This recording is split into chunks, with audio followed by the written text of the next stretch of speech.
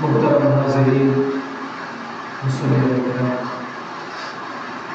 আমরা যদি সত্যিকার অর্থে আল্লাহ তাআলার উপরে ঈমান আনার মতো করতে পারি, সত্যিকার অর্থে ঈমান আনার পরে আমল করার মতো আমল করতে পারি, তাইলে দোজাহানে আমাদের জন্য কামিয়াবি নিশ্চিত। অপরপক্ষে ঈমান আনলাম তো বটে, কিন্তু যেভাবে আমল করার দরকার সেইভাবে দিনের উপর চলতে পারি না, আমল করতে পারি না, তাইলে ভয় আছে, ঝুঁকি আছে। আমার সফলতা, তাইলে আপনার সফলতা এটা নিশ্চিত না যে আমার মৃত্যুটা ঈমানের সাথে হবে, এরপরে আমি জান্নাত পাবো। যদি আমল নাই করি তাহলে এটা করা, এই আশা করা যায় না। তো আজকে খাঁটি মুমিনের এবং মুনাফিকের কিছু চরিত্র বৈশিষ্ট্য সম্পর্কে কোরআন ও হাদিসের দ্বারা সংক্ষেপে কিছু আলোচনা করার চেষ্টা করব ইনশাআল্লাহ।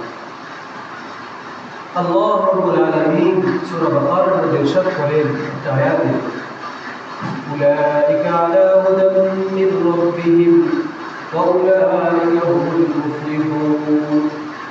আল্লাহ তাআলা বলেন, মুমিনদের সিফাত বলে, বৈশিষ্ট্য বলে যে এরা হলো তাদের প্রতিপালকের হেদায়েতের উপরে আছে। উলাইকা আলা হুদাম মির রাব্বিহিম, এরপর বলেন আর তারাই হলো মুফলিহুন, মানে সফলকাম। তো এই কথা বলার আগে আল্লাহ তাআলা কিছু বৈশিষ্ট্য, কিছু মুমিনদের করণীয়তা বর্ণনা করেন। আল্লাহ তাআলা বলেন, আল্লাযীনা ইউমিনুনা বিল গায়বি ওয়া ইউকিমুনাস সালাতা ওয়া মিম্মা রাযাকনাহুম ইউনফিকুন। যারা ঈমান আনয়ন করেছে অদৃশ্যের উপর, আল্লাহ তাআলাকে দেখেন, আল্লাহ ঈমান আনয়ন করেছে, ওয়া ইউকিমুনাস সালাতা, এবং নামাজ কায়েম করে, ওয়া মিম্মা রাযাকনাহুম ইউনফিকুন। আর আল্লাহ বলেন, আমি তাদেরকে যে রিজিক দিয়েছি, এই রিজিক, এই অর্জিত পয়সা, টাকা, সম্পদ, এগুলো ভালো কাজে আল্লাহ সন্তুষ্টির জন্য ব্যয় করে। আরো বলেন, ওয়াল্লাযীনা ইউমিনুনা বিমা উনজিলা ইলাইকা ওয়া মা উনজিলা মিন ক্বাবলিকা ওয়া বিল আখিরাতি হুম ইউকিনুন। আর এই সমস্ত মুমিনরা, ওই সমস্ত ব্যক্তিরা যারা নবীজি সাল্লাল্লাহু আলাইহি ওয়াসাল্লামের উপর এবং তার পূর্ববর্তী রাসূলের উপরে যে সকল আসমানি কিতাব আল্লাহ তাআলা নাযিল করেছিলেন, এইগুলোর উপরে ঈমান আনয়ন করে।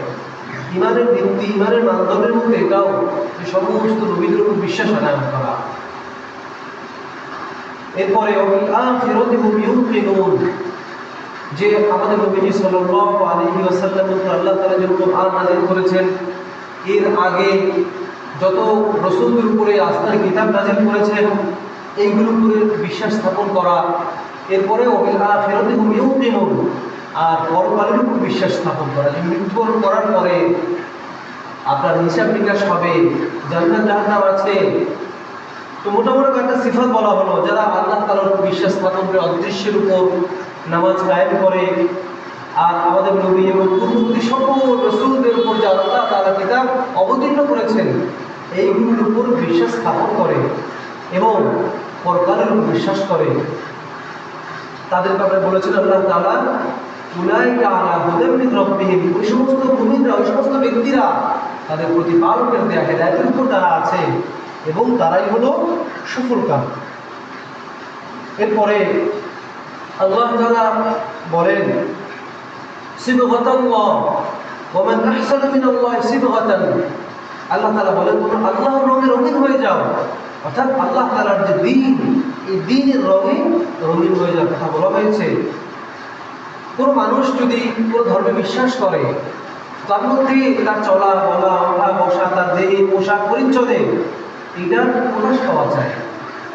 তো কেউ যদি পাক্কা মুমিন হয়, তো এই দিন যে সে পালন করছে, এর একটা রং, এর একটা আভা তার মধ্যে ফুটে ওঠে।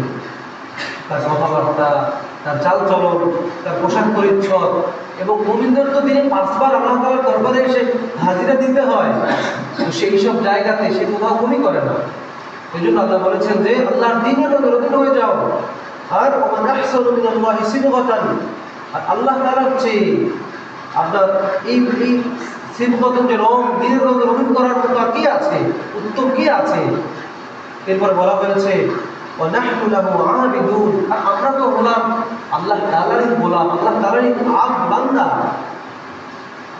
অপর একটা আয়াতে বলা হয়েছে যে وَمِنَ النَّاسِ مَن يَشْرِي نَفْسَهُ ابْتِغَاءَ مَرْضَاتِ اللَّهِ, আর মানুষের মধ্য থেকে এমন কিছু মানুষ আছে যারা নিজের জানমালকে আল্লাহ তাআলার জন্য সন্তুষ্টির জন্য বিক্রি করে দেয়। ওয়াল্লাহু রাউফুর বিল ইবাদ, আর আল্লাহ জাল্লা শানুহু তার বান্দাদের প্রতি, বান্দাদের ব্যাপারে বড়ই মায়াময়, বড়ই দয়াময়। এই যে আয়াতটা বলা হলো যে এমন মানুষ আছে যারা তার জানমালকে আল্লাহ তাআলার সন্তুষ্টির জন্য বিক্রি করে দেয়, বিক্রি করে। এটা হলো একজন সাহাবী হযরত সুহাইব রাদিয়াল্লাহু আনহুর ব্যাপারে এই আয়াতটা নাযিল হয়েছিল। যিনি যখন হিজরতের কথা বলা হয়েছিল, হিজরত করতে বলা হয়েছিল, তো তিনি হিজরত করতেছিলেন, হিজরত করতে বের হয়ে গিয়েছিলেন মক্কা থেকে মদিনায়। এমন সময় তার পিছে কাফেররা ধাওয়া করতেছিল, এক পর্যায়ে কাছে কাছে চলে আসছিল। তখন তিনি দাঁড়িয়ে তাদেরকে দূর থেকে বলেছিলেন, তোমরা জানো আমি একজন ভালো সূক্ষ্ম তীরন্দাজ, ভালো তীর চালাতে পারি। তো আমার তীরের যে খাপ, এর মধ্যে এখন অনেকগুলো তীর আছে। যতক্ষণ আমার খাপের মধ্যে একটা তীর থাকবে, আমার লক্ষ্য তোমাদের থেকে ভ্রষ্ট হবে না, আমার কাছে তোমরা চাপতে পারবে না, তোমাদের প্রত্যেকের তীর দ্বারা বিদ্ধ করবে। যখন কাছে আসতে চাইতেছিল তাকে বন্দি করবে, হত্যা করবে। সে বীরও ছিল, পালোয়ানও ছিল। এরপর বললো, যদি আমার তীর শেষ হয়ে যায়, আমার খাপের মধ্যে তরবারি আছে, যতক্ষণ আমার জান থাকবে ততক্ষণ তোমাদের সাথে আমি যুদ্ধ করবো। কে আছো বাপের বেটা, আমার সাথে তরবারি চালিয়ে পারবে? এরপরে তিনি অফার দিলেন, যেই জন্য আয়াতটা নাযিল হলো, যে বরং তোমরা এটাও করতে পারো, অপশনাল ঐচ্ছিকতা আছে যে আমার মক্কা শরীফে, যে মক্কা ভূমিতে আমার অনেক ধন সম্পদ গচ্ছিত করে রাখা আছে, তোমরা যদি চাও তোমাদেরকে আমি ঠিকানাকে দিয়ে দিই, যাও সেগুলো তোমরা গিয়ে ভক্ষণ করো, সেগুলো তোমরা ভোগ করো, কিন্তু আমার পথ ছেড়ে দাও, আমার সাথে ঝামেলা জমজল করো না। তো তখন এই কাফেররা তার এই প্রস্তাবকে গ্রহণ করে। তারা তার ঠিকানা দেওয়ার মতো গিয়ে মক্কায় তার সম্পদগুলো তারা লুফে নেয় আর তার পথ ছেড়ে দেয়। তো যখন রাসূল সাল্লাল্লাহু আলাইহি ওয়াসাল্লামের কাছে গিয়ে এই সাহাবী হযরত সুহাইব রাদিয়াল্লাহু আনহু ঘটনা বললেন, ইয়া রাসূলুল্লাহ, আসার সময় আমার সাথে এই ঘটনা ঘটেছে, তখন নবীজি সাল্লাল্লাহু আলাইহি ওয়াসাল্লাম অত্যন্ত খুশি হন এবং বলে যে তোমার ব্যবসা অনেক লাভজনক হয়েছে, যে তোমার জানমাল, তোমার সব সম্পত্তিগুলো তুমি দ্বীনের জন্য ত্যাগ করে দিলে। তো রাসূল সাল্লাল্লাহু আলাইহি ওয়াসাল্লাম অনেক খুশি হলেন। কারণ আর এই আয়াতের দ্বারা ভাবার্থ এটাও নেওয়া যায় যে অনেক মানুষ এমন আছে যারা আল্লাহ সন্তুষ্টির জন্য দুনিয়ার সব কিছু বিসর্জন দিয়ে দেয়। তার বিরুদ্ধে যদি তার পরিবার যায়, তখন পরিবার থেকেও সে জুদা হইতে বাধ্য হয়, সে করে, সেক্ষেত্রে সে মোটেও ছাড় দেয় না। দিনের পথে চলার পথে যদি কেউ অন্তরাল হয়, বাধা হয়ে দাঁড়ায়, সে তাদেরকে তোয়াক্কা করে না, তারাও এটার অন্তর্ভুক্ত হবে। তো এটা ছিল মুমিনদের বৈশিষ্ট্য সম্পর্কে সংক্ষেপে কথা বলা। আর মুনাফিকদের ব্যাপারে যেটা বলার ছিল, ও আরেকটা হাদিস যেটা বলতে চাচ্ছিলাম, যে হাদিসে পাকের মধ্যে এসেছে নবীজি সাল্লাল্লাহু আলাইহি ওয়াসাল্লাম বলেন, ইরশাদ করেন, যাকা তা'আমাল ঈমান মান রাদিয়া বিল্লাহি রাব্বা ওয়া বিল ইসলামি দীনা ওয়া বিমুহাম্মাদিন সাল্লাল্লাহু আলাইহি ওয়াসাল্লাম নাবিয়্যান ওয়া রাসূলা। ওই ব্যক্তি ঈমানের স্বাদ আস্বাদন করলো, ঈমানের স্বাদ পেল, যে কিনা আল্লাহকে আল্লাহ হিসেবে পেয়ে সে রাদিন সন্তুষ্ট, ওয়া বিল ইসলামি দীনা, এবং দিন হিসাবে, জীবন ব্যবস্থা হিসাবে ইসলামকে পেয়ে সে সন্তুষ্ট, এবং আমাদের যে গাইডলাইন হিসাবে মুহাম্মদ সাল্লাল্লাহু আলাইহি ওয়াসাল্লামের সুন্নাত বা নবীজিকে পেয়ে সে সন্তুষ্ট, নবীজিকে নবী হিসাবে পেয়ে সন্তুষ্ট, এবং সে এর উপর আমল করে। শুধু পেয়েই না, আমি বললাম আমি মুসলমান, আমি বললাম আমি আল্লাহকে ভালোবাসি, আল্লাহকে যে রব মানি, আমি বললাম দিন হিসাবে ইসলামকে আমি মানি, আমি বললাম নবী হিসেবে মুহাম্মদ সাল্লাল্লাহু আলাইহি সাল্লামকে আমি মানি, শুধু বলার দ্বারাই নয়, না, ঈমান তো হলো মুখে স্বীকার করা আর কাজে পরিণত করা, অন্তরে বিশ্বাস করা। ইকরার বিল লিসান, জবান দ্বারা স্বীকার করা, আমাল বিল আরকান, আমার অঙ্গ প্রত্যঙ্গে দ্বারা আমল করা, আর অন্তরে বিশ্বাস করা। সম্মানিত হাজিরিন, তো মুমিনদের সিফাত সম্পর্কে এগুলো বলা হবে। আর ওই ব্যক্তি প্রকৃত স্বাদ ঈমানের পাবে যে আমল বলা হবে, শুধু জানিয়াওয়ালা না। জানার নাম তো আসলে কামিয়াবি সফলতা না, মানার নাম সফলতা। মুহতারাম হাজিরিন, তো এরপরে কাফেরদের ব্যাপারে যেটা বলার, মুনাফিকদের ব্যাপারে, আসলে যারা মুনাফিক হয় নবীজির জামানায় ছিল, তাদের ব্যাপারে এই আয়াত থেকে বলছি। وَإِذَا لَقُوا الَّذِينَ آمَنُوا قَالُوا آمَنَّا وَإِذَا خَلَوْا إِلَى شَيَاطِينِهِمْ قَالُوا إِنَّا مَعَكُمْ إِنَّمَا نَحْنُ مُسْتَهْزِئُونَ। যারা মুনাফিক এই জামানায় সেই জামানায়, কিন্তু এটা তো সেই জামানায় মুনাফিকদের উপর নাযিল হয়েছিল, যে যারা মুনাফিক তারা যখন ঈমানদারদের সাথে, সাহাবাদের সাথে তারা মিলিত হয়, কাছে আসে, তারা বলে আমান্না, আমরা আল্লাহর উপর ঈমান আনছি, আমরা তোমাদের সাথে আছি, আমরা তোমাদের দলভুক্ত, তোমাদের দলেরই লোক, আমরা মুসলমান। ওয়াইদা খালাউ ইলা শায়াতিনিহিম, যখন তাদের শয়তানদের সাথে গিয়ে একান্তে মিলিত হয়, তাদের কাফেরদের সাথে মিলিত হয়, তখন তারা বলে আরে আমরা তো তোমাদের সাথে আছি।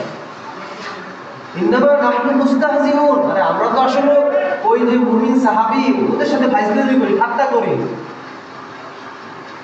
তো তাদের অবস্থা হলে এমন, তারা প্রকাশ্যে এসে বলে আমরা মুমিন, আমরা ঈমানওয়ালা, আমলওয়ালা, অথচ তারা প্রকাশ্যে নামাজও পড়ে, রমজান মাসে রোজাও রাখে। মুনাফিক তখনকার জামানায় বলা হইতো যারা আসলে বাহ্যিক আমল ঠিক মতো করে, কিন্তু ভেতরে ভেতরে শয়তানি, কাফেরদের সাথে তাদের ঐক্য। আর আজকের জামানা আমরা তো প্রকৃত মুমিন মুসলমান বলে নিজেকে দাবি করি, কিন্তু মসজিদে 5 ওয়াক্ত হাজিরা দেই, বলেন দেই না। রমজান মাসে অনেকে বলে, ভাইকে জিজ্ঞেস করলাম ভাই আপনার স্বাস্থ্য ভালো সুন্দর, আপনি কেন রোজা রাখেন না? বলে ভাই রোজা রাখলে দুর্বল লাগে, চলতে পারি না, গায়ে বল পাই না। এবং তার অভ্যাস এক চারি করে খাবার খাওয়া, গরুর মতো প্রত্যেক দিন। হঠাৎ করে সে কিভাবে এতগুলো খাবার বর্জন করে বলেন?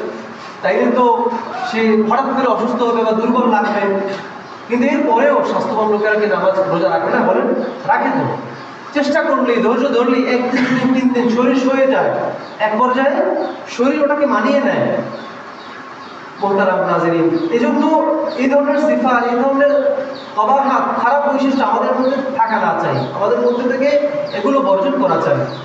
এরপরে যখন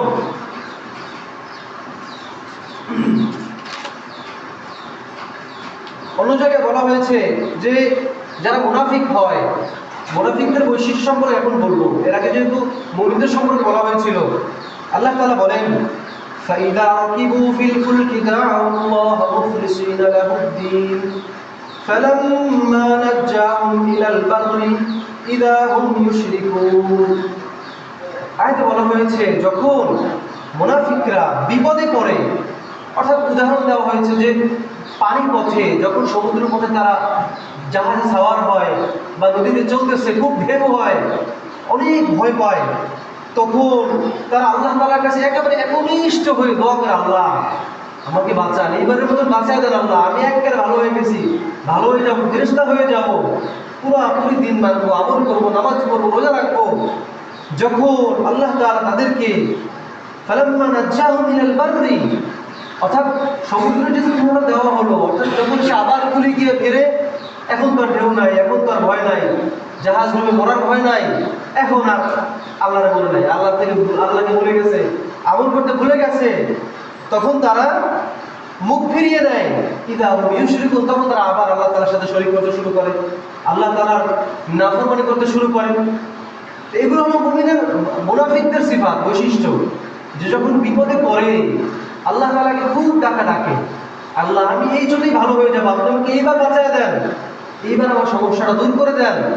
কিন্তু আল্লাহ তাআলা পরীক্ষা তো অবশ্যই করবেন বান্দাকে, তো এই পরীক্ষা করে যখন আল্লাহ তাআলা একটু ঢিল দেন, নিষ্কৃতি দেন, আবার আল্লাহকে ভুলে যান।